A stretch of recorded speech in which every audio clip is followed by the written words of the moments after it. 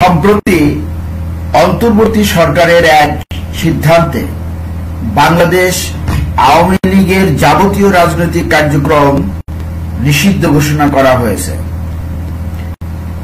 আন্তর্জাতিক অপরাধ ট্রাইব্যুনালে দলটির বিরুদ্ধে বিচার কার্যক্রম চলমান থাকা পর্যন্ত এই নিষেধাজ্ঞা বহাল থাকবে। এছাড়া ট্রাইব্যুনাল আইনে সংশোধনী এনে রাজনৈতিক দল ও তাদের অঙ্গ সংগঠনকে শাস্তি দেওয়ার বিধান সংযোজন করা হয়েছে। আমি চাই দেশে সুশাসন প্রতিষ্ঠিত হোক। যারা স্বৈরাচার, যারা ভোট অধিকার হরণ করেছে, যারা দেশের অর্থ লুটপাট করে বিদেশে পাচার করেছে, গুম খুনের সাথে জড়িত, তাদের বিচার অবশ্যই হতে হবে। তবে এই আওয়ামী লীগের কার্যক্রম বন্ধ করার ক্ষেত্রে আমি একটা সমালোচনামূলক বিশ্লেষণ দিব। গণতান্ত্রিক মূল্যবোধের প্রশ্ন। আওয়ামী লীগ বাংলাদেশের অন্যতম প্রাচীন ও বৃহৎ রাজনৈতিক দল।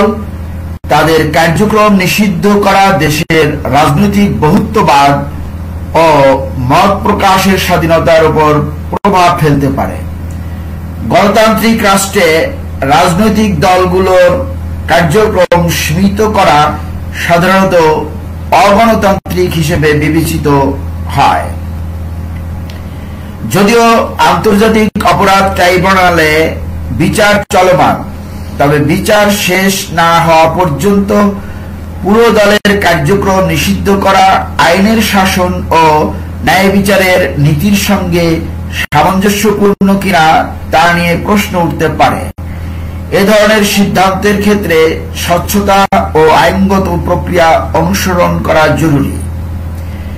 এই সিদ্ধান্ত দেশের রাজনৈতিক স্থিতিশীলতা ও সামাজিক শান্তির উপর প্রভাব ফেলতে পারে।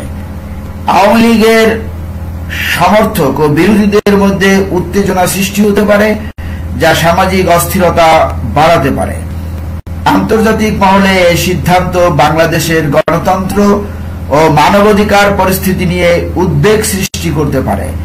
বিশেষ করে রাজনৈতিক দল নিষিদ্ধ করার ঘটনা আন্তর্জাতিক সম্প্রদায়ের নজরে আসতে পারে, যা দেশের আন্তর্জাতিক সম্পর্ক ও ভাবমূর্তির উপর প্রভাব ফেলতে পারে। আওয়ামী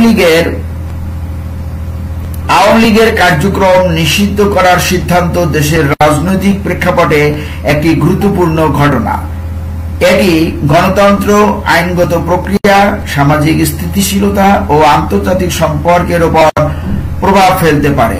এমন সিদ্ধান্তের ক্ষেত্রে স্বচ্ছতা, ন্যায় বিচার ও গণতান্ত্রিক মূল্যবোধ বজায় রাখা অত্যন্ত গুরুত্বপূর্ণ।